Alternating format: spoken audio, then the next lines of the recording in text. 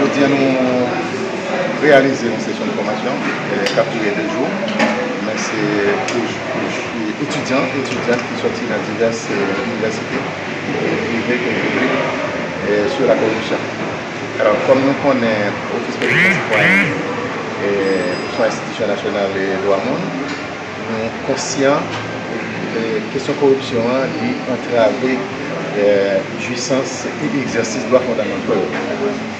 Et nous étions quoi tout, bataille contre la corruption, n'est pas qu'à faire si on ne va pas impliquer tout le secteur de la vie nationale. Donc c'est dans ce sens-là, nous, dans le cadre d'un projet que nous gagnons, qui est financé par le programme des Nations Unies pour le développement, nous entendons réaliser des activités de formation, de sensibilisation, non seulement pour étudiants, mais nous avons bien des activités de sensibilisation qu'on a faites dans l'école, dans l'université, et nous avons gagné des rencontres avec des acteurs étatiques sur la problématique de la corruption. Donc, aujourd'hui, c'est la première série, nous commençons avec les étudiants. Nous avons plus d'une cinquantaine d'étudiants qui vont recevoir une formation sur mesure sur la question de la corruption. Nous allons regarder avec eux des instruments nationaux et internationaux de lutte contre la corruption. Et nous avons regardé tout, cadre institutionnel et différentes institutions étatiques qui habilitées et qui là pour faire travail contre la corruption. Donc, dans ce sens-là, aujourd'hui, nous commençons à nous lancer un expert qui a animé la formation. Pendant la journée, jusqu'à demain, nous allons regarder qui conséquences et corruption sur le développement pays et sur les droits humains en général. Pour parler d'un projet, c'est que nous avons plusieurs autres, à part étudiants ou d'autres secteurs. Aujourd'hui, nous commençons avec les étudiants. Lundi, nous avons gagné un atelier de sensibilisation avec des journalistes. Nous avons recevoir environ une cinquantaine de journalistes. Lundi matin, dans le même espace-là, puisqu'il y a plusieurs publics cibles. Et par la suite, nous allons gagner pour travailler avec des acteurs étatiques, la police, la justice et d'autres cadres de la fonction publique pour nous sensibiliser davantage sur les conséquences néfastes et corruption et comment eux-mêmes comme citoyens sont capables d'impliquer davantage dans la lutte contre la corruption en Haïti. Dans nos PC, nous pouvons décider ça. Donc ça par rapport à qui ça? Quoi? Par rapport à qui ça? Parce que par impact qu'il fait sur la société, un impact de corruption sur la société, on a bataille contre. Bon, écoutez, nous connaissons. Il y a une raison qui fait. C'est la corruption même qui fait ou pas société, citoyen, usagers de la fonction publique, pas qu'à un service. Et nous ne sommes pas capables de suivre droit, c'est parce que justement, corruption, c'est les mêmes qui ont entrave à ça. Si vous n'avez pas de santé, si vous n'avez pas de droit au logement, si le droit à l'éducation n'est pas fait, les gens le peuvent faire, c'est parce que justement, il y a des fonds publics ou bien il y a des fonds qui.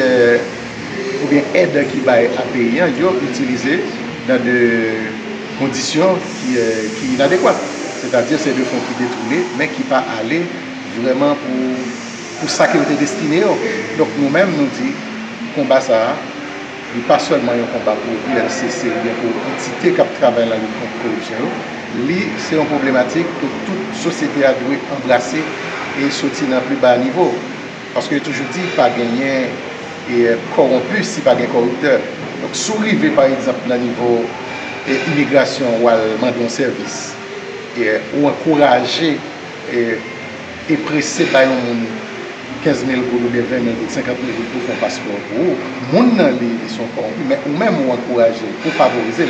Mais quand on a dit ça tout, nous avons fait une campagne de plaidoyer pour que l'accès à services publics nous garantit, c'est-à-dire services publics existent. Et il est facile tout pour nous joindre. C'est-à-dire que l'on a besoin de services dans l'administration publique que les capables de joindre pour ne pas obliger à prendre le risque de payer de monde pour un service que pas même capable de payer. Puisque le service est si accessible et efficace, donc on n'a pas besoin d'entrer dans toute une chaîne de monde pour l'obliger à imbattable pour joindre un service. Donc le service doit exister et il doit être accessible et il doit être efficace. Donc c'est dans ce sens que nous pensons. Il y a une nécessité pour tout le monde impliqué davantage. Et journalistes, atelier de sensibilisation que nous avons fait avec les journalistes, ce n'est pas seulement pour nous outiller, pour nous outiller, mais c'est faire engager davantage de faire documenter Kayo, mener enquête sur eux, écrire sur eux pour montrer les conséquences de la corruption gagnée sur la société. Monsieur le protecteur, je veux dire, la population fait face avec une question de sécurité qui c'est Lorsque le soleil fait de battre campagne par-delà des morts, avant de s'éteindre, à chaque fois, il en ressort toujours une lumière douce, soft. Diraient les Américains, c'est comme si le crépuscule augurait l'espoir. C'est comme si Dieu nous transmettait l'espoir que par-delà de ce qui semble être la fin d'une chose, j'ai en réalité la promesse de celle qui s'annonce plus merveilleuse encore. C'est l'image qui foisonne mon esprit en nous inspirant. Vous, moi, eux, notre pays, notre Haïti et l'initiative de ce matin est là pour en apporter preuve. Je saisis l'occasion pour remercier le Programme des Nations Unies pour le développement qui a permis à l'OPC de mettre en œuvre cette activité de formation à travers un projet portant sur la documentation des cas et le plaidoyer contre la corruption.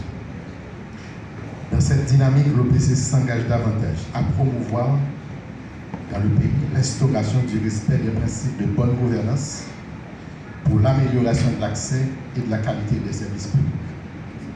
En effet, tandis que la Banque nationale décline vers des habits, il s'en trouve encore des citoyens et citoyennes à votre image, c'est-à-dire qui ne débarquent le navire et qui font tout ce qui est en leur pouvoir pour le maintenir à flot, quelles qu'en soient les circonstances. L'Office de la protection des citoyens, de sa part de responsabilité constitutionnelle, maintient et renforce ses actions en vue de faire reculer l'un des fléaux, sinon le seul, qui enfonce le pays vers les abîmes et de l'insécurité et du mal développé. Est-ce pourquoi, sous ma gouverne, un spectre large d'action est conduit, tout azimuts, pour lever des armes de citoyennes et de citoyens contre ce fléau qui exerce des effets néfastes, profonds sur la jouissance et l'exercice des droits humains à multiples niveaux. La corruption au sens où elle doit être combattue, entendons par là, la corruption n'est pas qu'un sujet ou une espèce académique. Elle n'est pas seulement un domaine de connaissance dans lequel on s'investit par curiosité intellectuelle. Elle est avant tout un domaine de combat à part, dans lequel on s'investit par conviction. Pour avoir été magistrat instructeur, je puis vous affirmer qu'on ne combat pas ce fléau à moitié. Vous devez d'abord en faire une conviction. Un mode de vie, c'est le credo que je prescris. Je vous apporte ensuite, par ces séances de formation, la connaissance et les instruments idoines pour comprendre et lutter avec efficacité contre la corruption. Enfin, comme l'écrivait le général Charles de Gaulle dans sa mémoire, vers l'Orient compliqué, je vole des idées simples. Merci d'être du voyage. Puissiez-vous toujours l'être à mes côtés, n'importe où, quelles qu'en soient les circonstances. Merci de détection. Des enquêtes continuent d'être menées dans la plus grande rigueur. Nos rapports sont acheminés à la justice, mais les mesures coercitives restent quasi inexistantes. Seulement 2 condamnations pour un total de 94 rapports d'enquête acheminés pour des faits de corruption avérés. Le décret du 8 septembre 2004, en faisant de l'unité de lutte contre la corruption le principal organe de lutte anticorruption, ne limite pas cette bataille à ces 2 axes d'intervention. Les autres organes de lutte, l'université, la société civile, somme toute le système national d'intégrité, doit converger leurs efforts pour assainir l'administration publique et la société en général de la corruption. La moralisation de la vie publique doit être ce vecteur de développement pouvant conduire au respect effectif des droits humains.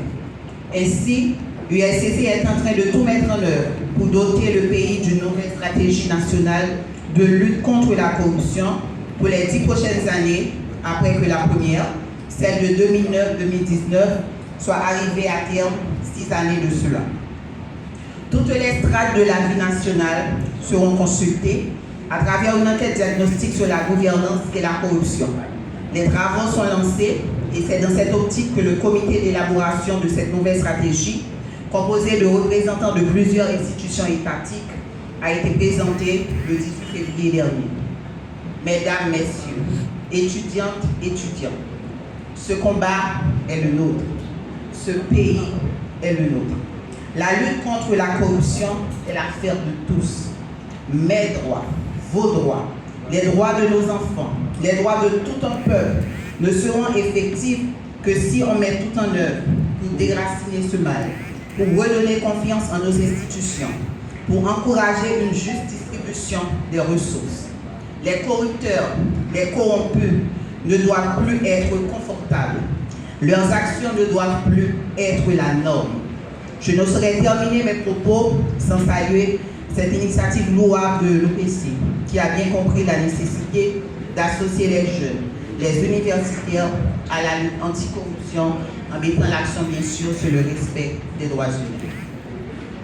Aujourd'hui, nous sommes tous conscients de cette bataille et encore une fois, pour l'avenir, pour la génération future, au niveau de l'USCC, au niveau de la société en général, nous devons continuer cette lutte, continuer à assainir. Je vous remercie. On peut se noter que la situation des droits humains dans le pays est dégradée par rapport surtout à la question insécurité. Le climat sécuritaire n'est pas favorable et il vient dégrader davantage parce que tout simplement, et en dépit de l'effort qui fait de beaucoup côté autorités étatiques, mais nous nous rendons compte que gain ampleur crise apprend davantage. Moi, espérer que l'autorité au plus haut niveau apprend des dispositions, renforcer les moyens que vous avez force de l'audio pour permettre de mater vraiment le phénomène. Parce que si vous regardez une vague de monde qui est toujours à courir, qui est déplacé, et vous connaissez que l'OPC c'est une institution qui est occupée par des personnes déplacées qui sont sur l'INO. Justement, c'est parce que ils n'ont pas gagné l'autre côté pour y aller, pas gagné abri, ils prennent l'institution publique, ils prennent l'école, ils prennent de l'autre espace privé, mais c'est dommage. Mais selon le principe des Nations Unies qui est reconnu sur la situation des personnes déplacées, c'est faciliter le retour à la caillou. Et quand le monde soit regarder ou parler avec eux, ou après, une personne déplacée, ils veulent retourner à la caillou. Mais retourner à la caillou, il faut au moins conditions de sécurité a été garanties. Ça t'a demandé tout ça. Côté la police fait intervention, il faut que tu aies une action consolidée, que la police mette pied à la tête. Mais ça, on est capable qu'on ait de conditions pour retourner à la caillou. Mais le principe en matière de personnes déplacées, c'est le retour et ou bien relocalisation. Mais jusqu'à présent, ils n'ont pas capable de parler de relocalisation au niveau de l'espace. Mais pendant l'espace, il faut qu'ils continuent à vivre dans de meilleures conditions. Merci.